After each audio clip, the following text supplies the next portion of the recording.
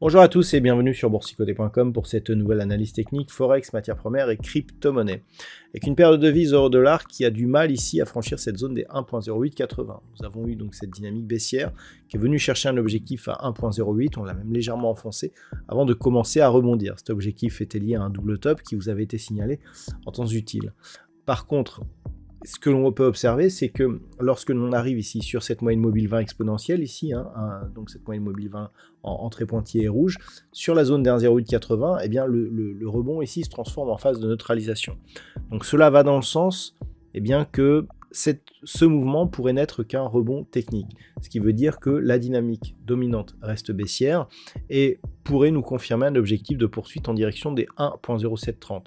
Pour invalider ce scénario, il faudrait au minimum rester durablement au-delà des 1.0880, mais pour être, je dirais, pour être un peu plus conséquent, il faudrait ici que les cours viennent casser à la hausse 1.10, ce qui invaliderait le fait ici que cette zone anciennement support qui a été cassée, eh bien, devienne résistance, ce qui, d'un point de vue moyen terme, nous laisserait dans une dynamique plutôt baissière. En venant donc casser 1.0880 puis 1.10, on invaliderait ce scénario et donc on serait sur une phase de neutralisation avant éventuellement de reprendre un biais haussier au-dessus des 1.12. Sur la paire de devises livre sterling contre dollar américain, on est à peu près dans la même configuration. Tentative de rebond ici après un test sur cette zone des 1.2870, mais qui ne parvient pas ici à casser la zone des 1.30, zone qui était précédemment support ici sur toutes ces phases, et sous la moyenne mobile 20 exponentielle. Donc un rebond qui s'inclut totalement dans la poursuite ici d'une dynamique baissière, qui pourrait être confirmée sur rupture ici des 1.2870, auquel cas le prochain objectif serait 1.2750. Pour totalement sortir de cette dynamique, il faudrait au minimum casser ici cette zone des 1.3140 pour inverser la tendance et repartir sur une dynamique haussière potentiellement forte. Sur le métal jaune, eh bien, il semblerait qu'à la zone des 2733 points, qui était un objectif lié à une extension de Fibonacci sur cette phase de consolidation, eh bien, soit une vraie zone technique, puisque après l'avoir atteint, on s'était stabilisé sur cette zone avant une reprise du mouvement. Là, on revient, on consolide légèrement et on se neutralise, semble-t-il, sur ce niveau-là aussi, niveau qui semble devenir support. Donc, c'est à confirmer lors de ces prochains jours.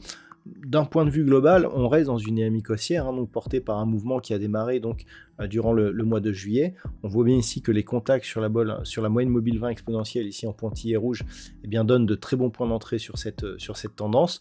Donc à voir si ce sera encore le cas. Toujours est-il que si on venait à casser durablement cette moyenne mobile 20 exponentielle, eh bien cela donnerait un signal d'un potentiel retournement.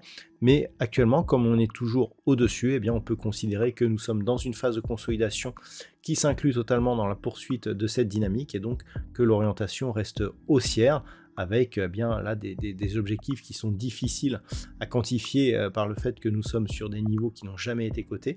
Et donc pour l'instant, eh bien ça reste haussier sur cette configuration.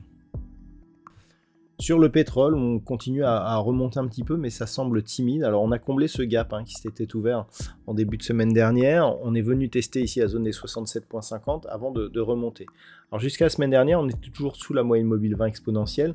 On peut remarquer d'ailleurs qu'il n'y a quasiment pas eu de contact ici avec la bolle inférieure. Pour l'instant, on semble vouloir reprendre ici cette moyenne mobile comme support, puisqu'on revient ici sur la même zone de cotation que ce que nous avions ici un peu plus tôt dans le mois d'octobre sur la séance actuelle, sur la séance du jour. Et donc, quelque part, on commence à neutraliser ici cette impulsion baissière. Tant que l'on évolue au-dessus de la moyenne mobile 20 exponentielle, effectivement, ce risque s'amenuise.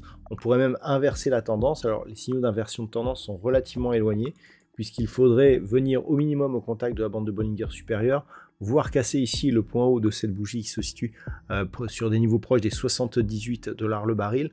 Donc pour l'instant, c'est plus une zone de neutralisation que nous avons grossièrement entre 67,50 et 76,30 $ le baril. Et enfin, au niveau du Bitcoin, on semble toujours être ici dans une phase de consolidation qui pour l'instant n'invalide pas la possible poursuite du mouvement, hein, puisqu'on voit on est juste sur la moyenne mobile 20 exponentielle, après s'être rapproché ici du record historique de l'évolution de cette crypto-monnaie.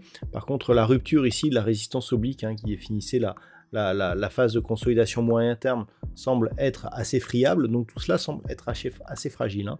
Alors certes, après ce contact ici sur la bande de Bollinger supérieure, on est toujours plus ou moins au-dessus de la moyenne mobile 20 exponentielle, même s'il y a une attaque actuellement.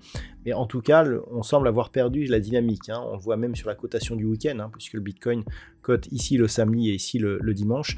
Eh bien, on est resté ici au contact de cette zone légèrement oblique, de la moyenne mobile 20 exponentielle, pour tenter un enfoncement aujourd'hui.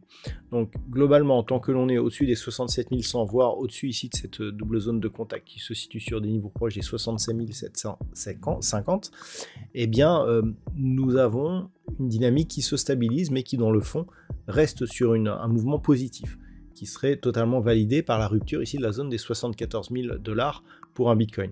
Pour invalider le suivi de ce mouvement, il faudrait casser ces deux points bas significatifs et donc revenir ici sur la zone des 65 500 $ pour un Bitcoin et casser ce niveau, ce qui n'est pour l'instant pas le cas. Donc on a une neutralisation, mais dans un biais qui reste prioritairement haussier, avec potentiellement ici, pour ceux qui y croient, eh bien, une possible prise de position tant que l'on est au-dessus de cette zone ici des 67 100 $ pour un Bitcoin.